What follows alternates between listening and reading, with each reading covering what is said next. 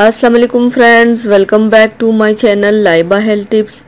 Friends, आज मैं आप लोगों के साथ चेहरे से ओपन पोर्स को ख़त्म करने के लिए निहायत ही आजमूदा टोटका शेयर करने जा रही हूँ। फ्रेंड्स, आपके चेहरे पर ओपन पोर्स हैं या ब्लैक हेड्स, वाइट हेड्स हैं तो उनसे 3 दिन में निजात हासिल करने के लिए ये बेहतरीन सा मास्क इस्तेमाल करें।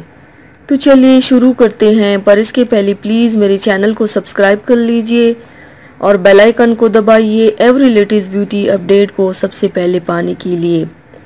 इसके लिए आप लोगों को चाहिए, सबसे पहले बर्तन में 3 चम्मच मैदा डालें, 1 चम्मच कच्चा दूध डाल दें, 3 चम्मच ब्लेंड की हुई एलोवेरा जेल डालें और 1 टीस्पून नींबू का रस डाल दें। अब इन सब को अच्छी तरह से मिक्स कर लें। मिक्स करने के बाद इसे अपने पूरे चेहरे पर लगाएं और मसाज करें। जब खुश्क हो जाए तो चेहरा धो लें। 3 दिन तक मुसलसल इस्तेमाल करें, आपके तमाम ओपन पोर्स बंद हो जाएंगे, साथ ही चेहरे पर कुदरती निखार भी आएगा इंशाल्लाह।